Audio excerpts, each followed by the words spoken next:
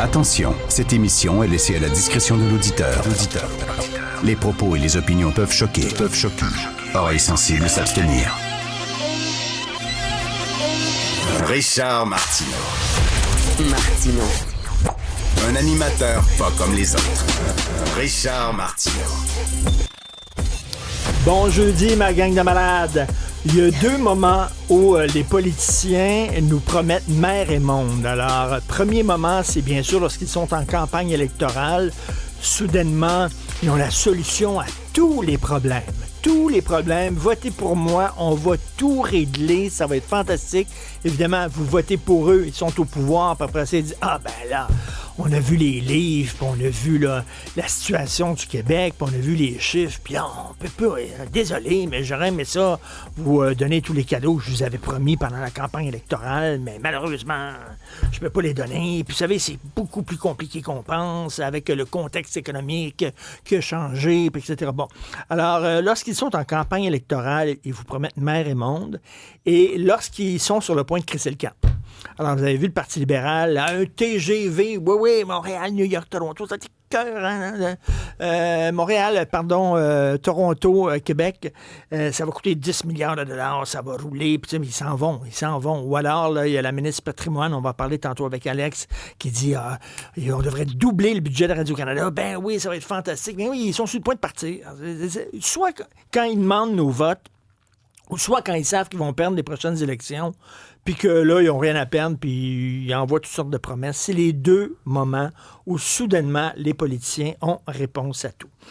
Je ne sais pas si vous avez une bonne compagnie d'assurance, parce que vous savez, avec toutes les catastrophes naturelles, les inondations, les tempêtes de neige, et, tout ça, ça prend une bonne police d'assurance. Il y a Intact Assurance, là, c'est la pub qu'on voit avec Patrick Huard. Il y a aussi Bel Air Direct, là, la police qui pardonne, où c'est un gars qui est comme un chevalier du Moyen-Âge, puis tout ça.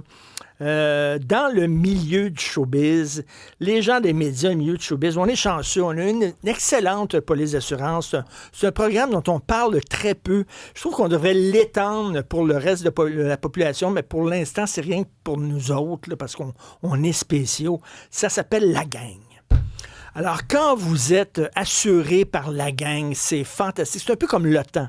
Tu sais, l'OTAN, quand il y a un pays de l'OTAN qui est attaqué, tous les autres pays doivent le défendre. Alors, c'est ça, quand tu es dans la gang et que tu as soudainement ta carte de membre, si jamais quelqu'un te menace, par exemple, alors tous les autres personnes de la gang, tout de suite, laissent tomber ce qu'ils font et vont voler à ta défense. Si jamais, mettons, ton nom circule sur des sites Internet en disant que il y a des allégations de mauvaise conduite sexuelle. Si tu as ta carte de membre, tu sors ta carte de membre tout de suite, tu dis « Hey, je fais partie de la gang ».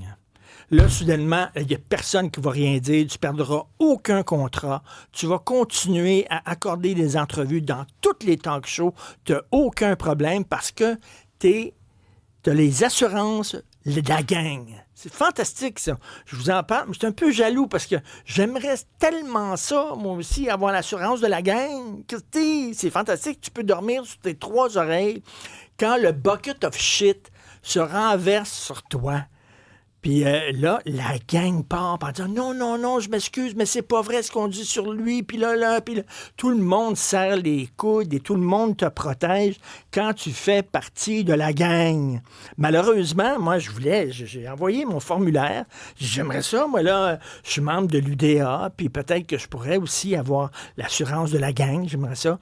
En cas de coup dur, j'étais un homme controversé, j'étais un gars qui dans les opinions franches et directes. Puis des fois, bon, je reçois des menaces et tout ça. J'aimerais ça que la gang... Puis là, ils ont dit non. Ils ont dit, t'as pas lu la petite ligne en bas en italique? J'ai dit, ben non, j'ai pas lu ça. Ils ont dit, c'était à la page 122. J'ai dit, regardons ça, toi là.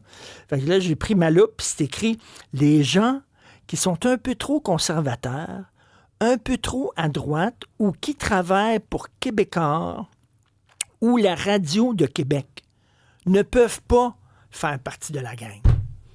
Je dis, moi, je trouve ça injuste. J'aimerais ça en maudit, mais là, moi... Donc, moi, s'il y a des allégations sur moi ou un membre de ma famille, quelqu'un qui est proche de moi, la gang, elle sera pas là. La gang ne sera pas là pour m'aider. Ils vont dire, débrouille-toi tout seul. Ben oui, mais regardez, je suis dans la merde. Ah!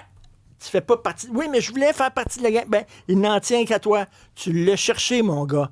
Hein, t'as voulu être un petit peu trop à droite, et voilà. Tu peux pas être protégé par la gang. Alors, faites votre propre police d'assurance, vous autres, pour votre petite gang à vous. Voilà. Et petite parenthèse, j'aimerais remercier tous ceux et celles d'entre vous qui nous avaient écrit à moi et à Sophie Durocher en disant c'est quand même assez hallucinant que celui qui doit représenter les journalistes blâme une fille qui a été, fasse le procès d'une journaliste qui a été menacée de mort. C'est quand même assez incroyable, mais qu'est-ce que vous voulez? Elle fait pas partie de la gang. Voilà.